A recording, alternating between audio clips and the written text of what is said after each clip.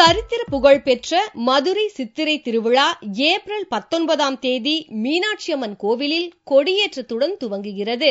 23ஆம் தேதி அம்மனுக்கு பட்டாபிஷேகம், 25ஆம் தேதி திருக்கல்யாணம், 26ஆம் தேதி தேரோட்டம் என முத்திரை பதிக்கும் சித்திரை திருவிழாவிற்கு மதுரை மாவட்டம் தயாராகி வருகிறது. சித்திரை திருவிழாவின் முக்கிய நிகழ்வான கள்ளழகர் வைகை ஆற்றில் இறங்கும் நிகழ்ச்சி ஏப்ரல் 28ஆம் தேதி நடக்கிறது. இதற்காக வைகை ஆறு சீரமைக்கப்பட்டு தயார் நிலையில் உள்ளது. கள்ளழகர் வேடமிட்டு நேர்த்திக்கடனுக்காக வரும் பக்தர்களுக்கு விசேஷ ஆடைகள் தயாராகி வருகின்றன. 200 டெய்லருமே இந்த ஒரு மாச வேலைக்காண்டி தை மாசையிலிருந்தே சித்திரத்திலாவுக்கு மக்களுக்கு என்ன செய்யணும், சாமியாடிகளுக்கு என்ன தேவை அப்படிங்கிறத தெரிஞ்சிருந்து மதுரையை சுற்றி ஒரு 55 கிராமம் இருக்குது. 55 கிராம மக்கள் வேண்டுதலுக்காண்டி இந்த அழகுமலையான வரவேற்கிறதுக்கு ரொம்ப ஆர்வத்தோட கிராமத்து மக்கள் பூரா ஒரு 20 நாளைக்கு விரதம் இருந்து ரொம்ப தண்ணி பீச்சுறதுக்கு மக்கள் பூரா ரொம்ப ஆர்வமாக இருப்பாங்க.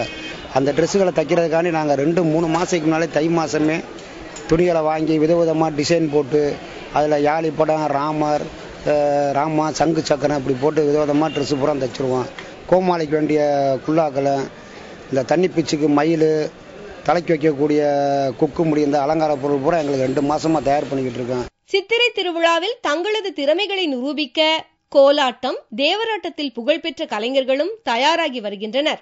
நாங்கள் பரம்பரையாக கோலடி ஆட்டம் ஆடி, தேவராட்டம் ஆடி, கும்மி ஆட்டம், ஒயிலாட்டம் இது பூரா பரம்பரையாக விளையாண்டுட்டு வர்றோம்.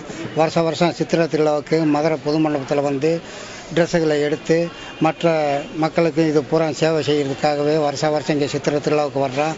மற்ற கிராமத்துகளுக்கு இந்த சாமி கும்பிடுக்கு கூப்பிட்டா அங்கேயும் திருவிழா மாதிரி போய் கொண்டாடி நல்லா வாழை போனது மாதிரி போய் நல்ல முறையில் கொண்டாடி வருவோம். அரசு பொருட்காட்சி, 2 பெரிய தேர்கள் சுத்தம் செய்யும் வேலை என சித்திரை திருவிழாவிற்கான பல்வேறு பணிகள் விறுவிறுப்பாகவும் சுறுசுறுப்பாகவும் நடந்து வருகின்றன.